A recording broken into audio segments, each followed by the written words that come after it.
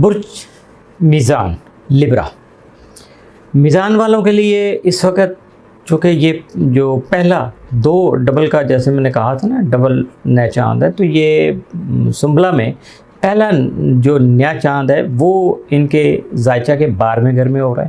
جو کہ اگلے مہینے آنے والے جو دوسرے نئے چاند جو برج سنبلا میں ہو رہا ہے اس کا پہلا مرحلہ سمجھ لیجئے گا۔ 12واں گھر وہ جگہ ہے جہاں معاملات بند ہونے کے قریب ہوتے ہیں اور آپ ایک نئے باب کی تیاری کر رہے ہوتے ہیں، بالخصوص جب سورج آپ کے اسینڈنٹ پر آنے والا ہو یا آپ کی سالگرہ قریب ہو۔ یہ نیا چاند جو ہوتا ہے پچھلے سال کے تجربات کا جائزہ لینے اور نئے سال کی تیاری کرنے کا وقت بھی ہوتا ہے، تو اس لیے اس بات کو ذرا ذہن میں رکھیے گا۔ 12واں گھر آپ کی جو نیند ہے اس کے معمولات ہوتے ہیں، بیڈ روم، لاشعور، روحانیت اور خاص طور پر کسی بھی طرح کے اختتام سے متعلق ہوتا ہے۔ یہاں برج سنبلا کی توانائی کا مطلب یہ ہے کہ آپ کسی ذہنی دباؤ، صحت کے مسائل یا کام سے متعلقہ معاملات میں اختتام یا کلیئرنس کا سامنا کر رہے ہیں۔ حال ہی میں عطارد آپ کے 11ویں گھر میں ریٹروگریڈ تھا، جس سے دوستوں، گروپس اور نیٹ ورک یا سماجی تعلقات جو تھے ان میں فاصلے پیدا ہوئے، غلط فہمیاں اور اختلافات جو تھے وہ انہوں نے جنم لیا،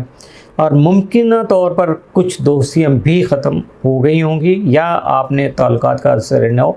جائزہ لیا ہوگا اور اس میں اس کو ایڈجسٹ کر لیا ہوگا اپنے حالات کے مطابق، اور کچھ لوگوں نے اپنی حقیقت آپ کے سامنے واضح کر دی ہوگی۔ اب جب کہ عطارد ریٹرو شیڈو جو ہے نا وہ ریٹروگریڈ کا جو شیڈو پیریڈ تھا اس سے نکلنے والا ہے، تو آپ محسوس کر سکتے ہیں کہ اب ماضی کو چھوڑ کر آگے بڑھنے کا وقت آ گیا ہے، اگرچہ 12ویں گھر کی فطرت کے باعث یہ عمل آہستہ ہو سکتا ہے۔ یہ نہیں ہوگا کہ ایک دم سے فاسٹ اینڈ فیوری والا کام ہو جائے، تو یہ ذرا سلو ٹریک چلے گا۔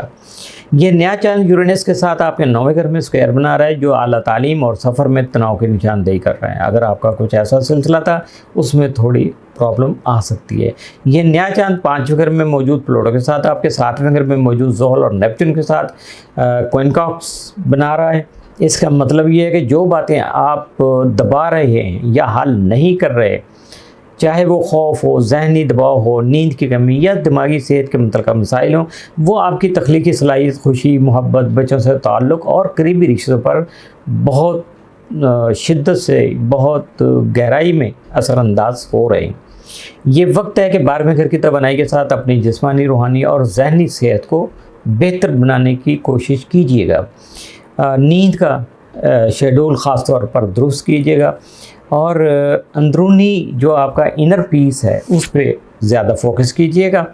ممکن ہے سفر کے دوران یا بیماری کے وقت کوئی پوشیدہ سچ آپ پر آشکار ہو جائے، کھل کے سامنے آ جائے۔ مراقبہ، سانس کی مشقیں، جرنل لکھنا اور خوف کو شعوری طور پر چھوڑ دینا آپ کے لیے بہت زیادہ فائدہ مند ثابت ہو سکے گا۔ اگلے مہینے برج سنبلا میں دوسرا نیا چاند 29 ڈگری پر ہوگا، جو آپ کے برج سے عین پہلے واقع ہوگا۔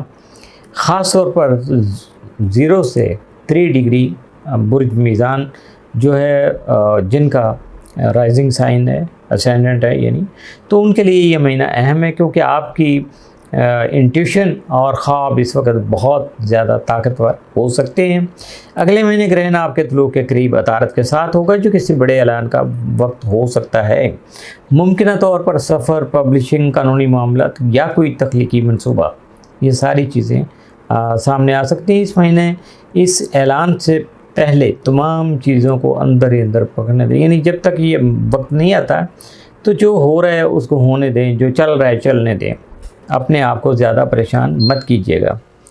نیا چاند یورینس کے ساتھ آپ کے 9ویں گھر میں یعنی برج جوزہ میں اسکوائر بنا رہا ہے۔ یہ کسی نئے استاد، مینٹور، اسپیکر یا معالج کی آمد کی علامت بھی ہو سکتا ہے، جو آپ کے نظریے، جو روحانی اور صحت کے جو فلسفے ہیں اس میں تبدیلی لانے کا سبب بن سکتا ہے۔ یہ وقت خود پر قابو پانے، صحت اور عادات کو سنجیدگی سے لینے اور ان رویوں کو چھوڑنے